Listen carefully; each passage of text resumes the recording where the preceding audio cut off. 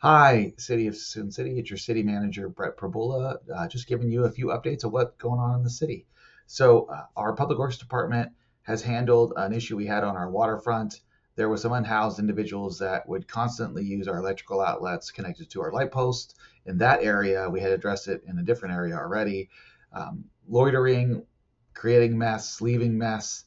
So we have faceplated all of those electrical outlets so Public Works staff can use them when needed, but they should no longer be used for the reasons that were happening. That was creating kind of the mess and loitering and other issues around blight.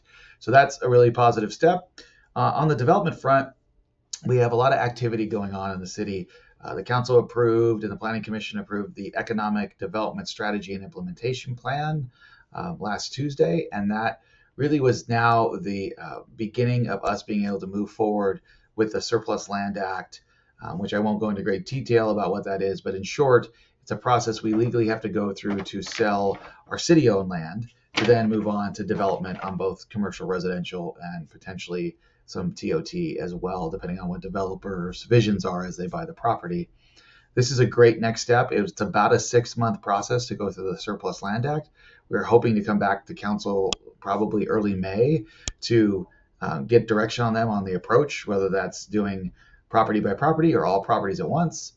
Depending on the discussion and the decision by the city council, we will move forward. But it's about 6 months for a process, whether you do one or all of them together. And so I would say by early 2026, we will be in the process of figuring out how we sell those properties to developers to start improving our community, our revenue coming in as a city. It's a great next step, and we are going to try to move as fast as we can to do that. On that note, we have a few things already going on. So the Tractor Supply area, there's a vacant lot kind of adjacent to Tractor Supply. It's been in the works for many years now. Applaud the development director for the work he has done since he's been here with that, and we're moving it forward. We'll have a Dutch Brothers there, potentially Chipotle, it looks like. Um, uh, Still looking at some other areas they're trying to get businesses in, but something like a learning center, some other a better level quick serve restaurant as well. And then there's about an acre left of that land owned by the developer that they are continuing to put forth ideas as they talk to the marketplace. So great movement there. The 3 lots on the water, we've dealt with some of the issues around the coverings that were around it, the green coverings that were kind of flying everywhere. We have removed asked them, and they have removed those in the areas of concern. And they are really starting to move forward well on kind of the design review process related to to planning. And I really hope that we can move fast enough to see construction start at the next construction season, which would be in probably spring summer of 26. Might be an aggressive thought for me, but I would love to see those buildings, which would be mixed use, residential and some commercial there. Additionally, across the water, we have a 16 unit lot that's going in on the One Harbor kind of side of the water. That should definitely be in construction, I bet, by spring, summer of 26. Again, more activity on our waterfront. That will be great. We also have the Lots property that is going to be, I believe, 16 units with what we refer to as carriage units. They're ADUs in the back of each unit. So again, helping kind of add more people and a different housing stock to our downtown. And then Almond Gardens, Cameron Najumi is the developer, former city manager here, and developed a lot of our city.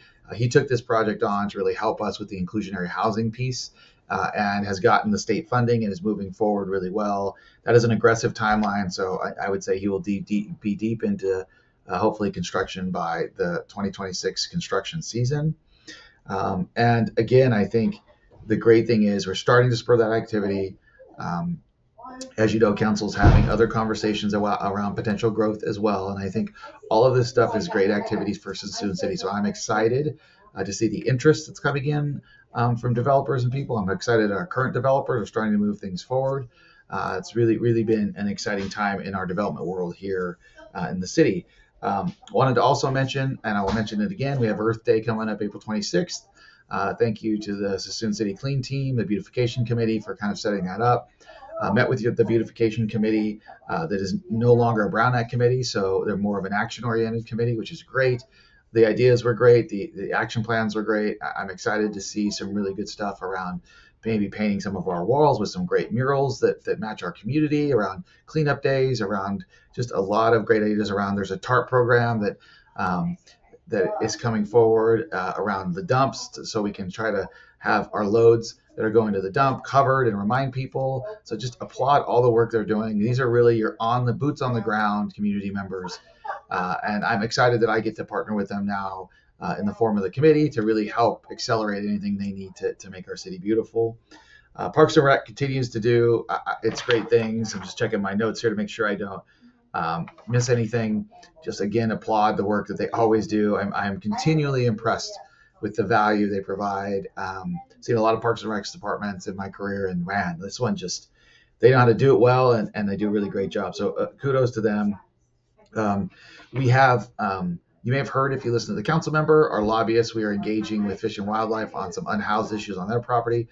They came out yesterday. We're waiting for a report back on them on next steps of how they feel they can address the issue.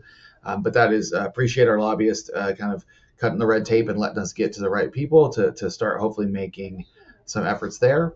And again, I just want to thank all the efforts in all the departments. I would be on here for, a long time if I kind of went through everything as list, but there's a lot of behind the scene works that happens in IT and finance and HR that you don't see on the outward side, but it's absolutely done to support everything that's going on here. And then obviously the constant work of police and fire.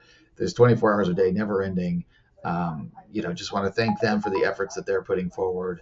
And then finally, I want to mention something that's going to come in May, and it's an entertainment zone. And there was recent state law that was passed that allowed these zones to be easier. What it does is essentially we can create various predetermined areas that's approved by ABC that is essentially sponsored by a restaurant that will allow for this blend of open container movement during these days that these zones are sponsored. You see this a lot in some of the other cities. It's not quite under this law. It happens, bear crawls and things like that, but they're really one-time exclusions.